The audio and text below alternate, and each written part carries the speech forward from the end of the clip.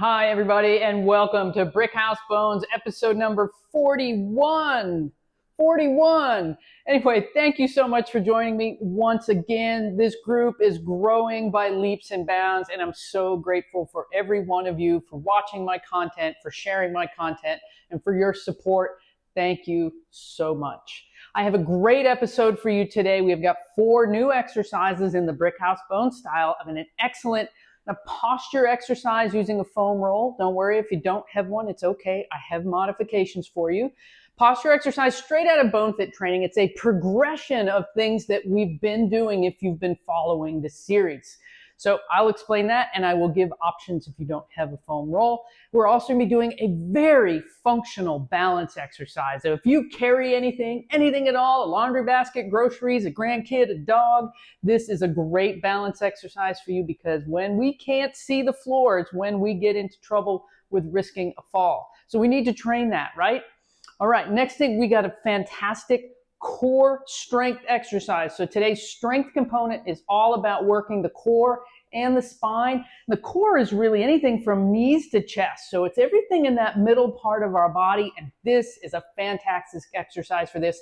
Anyone that has any kind of back issues, this is one of my go-to strengthening exercises because it's very back safe and protective.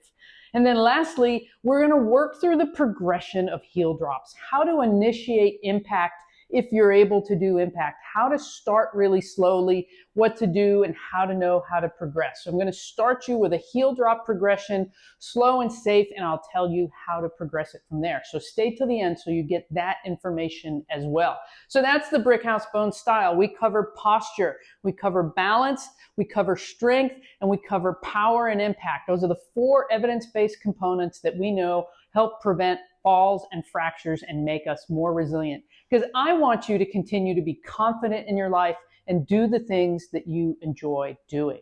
Okay, so first up, we're coming with our posture exercise. And our posture exercise is going to use a foam roll. Now, if you've been using it, great. Then you'll use your foam roll for this.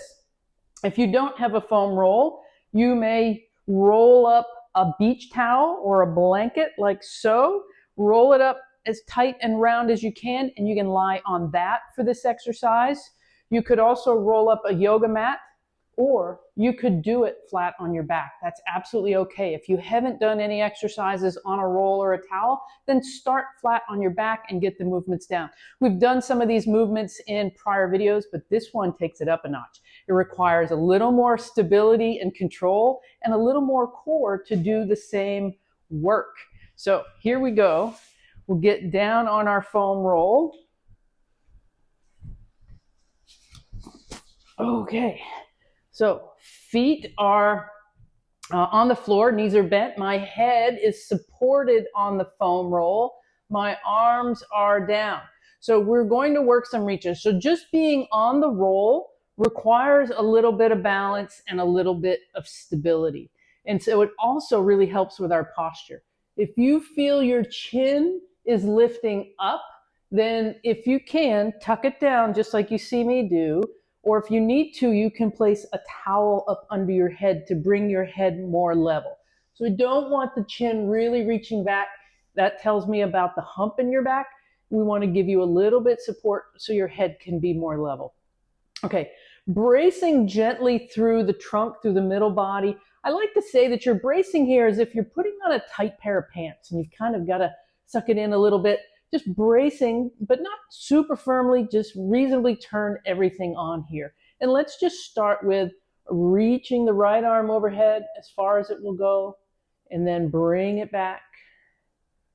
Reach the left arm, exhale, bring it back. Keep the hands on the floor, reach the right leg out, heel all the way down to the floor, toes up. Bring it back. Reach the left leg out, all the way out. Press that heel through. Lift the toes towards you. Excellent. So now we've done 1 repetition on each leg, and now we're going to make it a little more interesting. Let's go opposite arm and leg reach. Inhale. Exhale and reach. Inhale and return. Exhale and reach. Stay with me now. We're doing 4 more. Inhale, return. Exhale and reach. Get that beautiful full body stretch. Inhale. Exhale. That was just 2 on each side, not 4 total. We've got 2 more to do on each side. Reach. Inhale, return. Exhale and reach. Inhale, return. Last one on each side here. We'll hold it for a few seconds. Reach and hold. 3, 2, 1. Return. Paying attention to that tension in the middle belly, that support through our middle body. Last one, reaching out.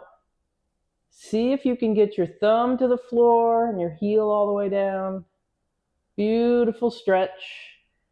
Excellent job.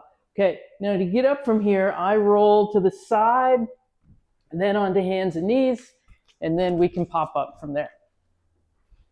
Excellent. I don't know about you, but I love that stretch. It seems simple, but there's something about having that support in the middle back that really opens things up, and it's surprising how much it can challenge your balance as well. Okay, so speaking of balance, how many times do you carry a laundry basket? Through the hallway, maybe up and down the stairs, or you're carrying a dog or a bag of groceries or something in front of you so that your vision of what's in front of your feet is blocked. So this is an exercise that I do with my clients in the clinic to help them work on their balance when they can't see what's in front of them. Now, for some of you, your balance may be very challenged and this isn't safe for you to try. I'm using a large ball. You can just set your hands in front of you and partially block your vision. You can do it with a very small object to start with if you don't feel safe. But if you do carry something around like a laundry basket, grab it and let's practice this. Okay, so I have an obstacle in front of me, this small hurdle. You can set whatever you need in front of you. And also, if you know this is challenging for you, don't make anything of any height. Just put a piece of tape on the floor and see if you can step over and back the piece of tape that won't trip you up. So that's an easier version of this. While still holding something, you want to see if you can step all the way over and all the way back. Now with this in front of me, I can't see very well where the hurdle is. I have to go like this. But this reaching weight away from our body puts a little more stress on our upper back. So I always will coach my clients to keep weight close to their body. So we don't want you reaching out here to see where your feet are going. We want your brain and body to be able to plan, if you see an obstacle, how to step over it. So I see where it is, and I need to anticipate, step over, step back, and you have to go slowly with control. Maybe you look to the side. Maybe you find a different strategy that you're not reaching out. But practice stepping over an obstacle with both feet. Everybody always likes to do one foot and not the other. We have a favored side. We know this. Practicing with both feet, stepping over an obstacle when you have something big in your hands and you can't see the floor as well as you would like to. So that's our balance exercise for today. I'd love to know what you thought of that. If that was scary for you, if that felt easy or different, and how you feel it applies to your everyday life. What is it that you carry that might impact how you do that? All right, so that was our balance exercise. Now we have our strength exercise. And this is our Pallof press. Pallof was the person it's named after. I think it's Pallof. Anyway, this is an anti-rotation exercise. So I have my rubber band attached to my wall. Now, if you don't have a wall attachment like I have, you can use your door attachments. I've done a video before on that. So any of your bands can slip into a door. This end slips into the door. Your band comes out here and you can adjust up and down the door where it fits. Amazon has these. They're called band door attachments.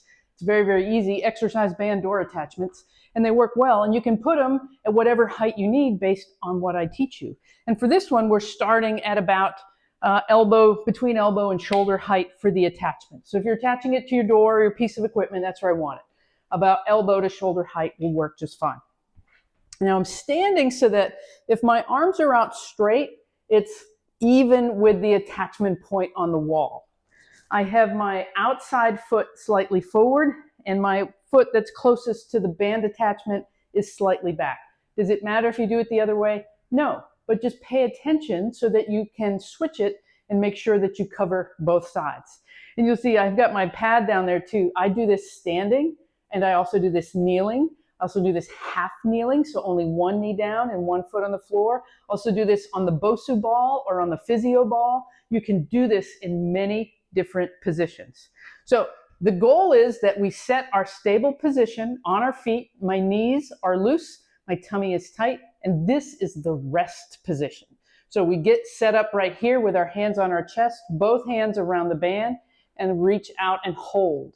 5, 4, 3, 2, 1.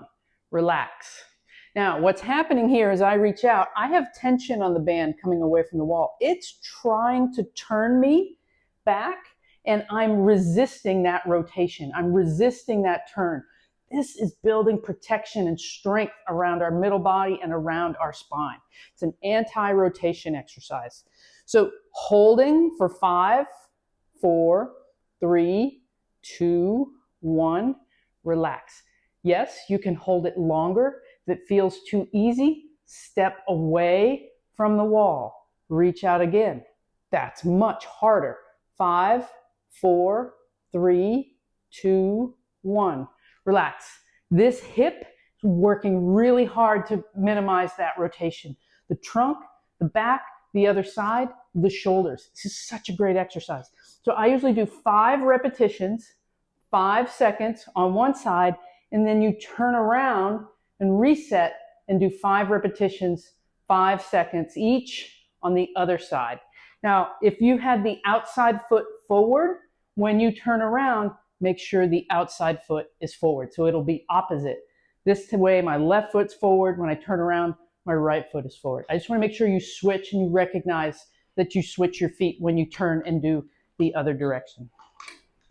Just to show you, you can also do these kneeling. So same setup. You have to squeeze your glutes and get those hips forward. Toes can be tucked. Tall posture. Reach forward and hold. Same thing, but it's working slightly different. And you could do 5 repetitions standing and then 5 repetitions kneeling, and you will feel like you did a great core exercise for that day. All right, last thing we're working on this week's Brickhouse Bones is impact. And heel drops are a great way to start with impact. I'm going to pull my seat over here. You can absolutely start heel drops sitting.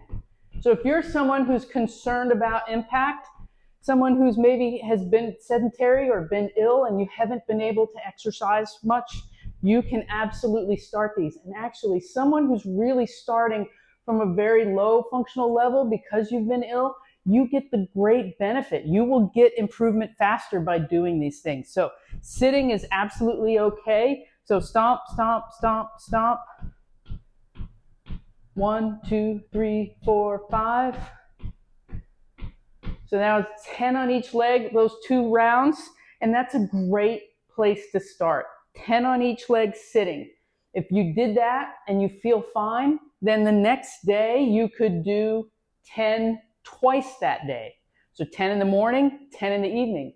The third day you could do 3 times. So 10 in the morning, 10 in the middle of the day, 10 at the end of the day. The 4th day you could do it 4 times. Now you're up to 80 impacts. If you can do those 80 impacts, you can progress to the next level, which would be standing. And we do recommend that you, if you can, you get these small doses of impact several times a day. Small doses of impact can look like skipping and hopping and heel drops. It's a lot of times I do these standing in the line. If I'm waiting in a line anywhere, I'll get 10 or 20 heel drops in. That's a nice dose to do. So if you've done sitting and you're ready to start standing heel drops, I start them one leg at a time. 1, 2, 3, 4, 5. 1, 2, 3, 4, 5. Now those are pretty quiet, right?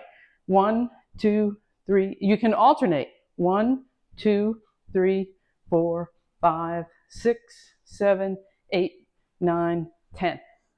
That's a great start. That was 5 per side. You can hang on to a counter or a chair to give yourself a little support initially. 1, 2, 3, 4, 5, 6, 7, 8, 9, 10. So that's doing them one leg at a time. Same progression. Do 10 total, or for each leg, 10 on each side. And then the next day, try to do that twice throughout the day. The third day, 3 times. The fourth day, 4 times. And if you're fine with that, you're having no irritation, everything feels okay, then we can progress to full heel drops. Now you can gauge this by how hard you drop or how high you lift. You don't have to go up really high to start with. You can start with small impacts, 10 at a time. As you get more confident and better, you can hear, I don't know if you can hear, landing harder. And I do feel it all the way up my body. You feel that impact.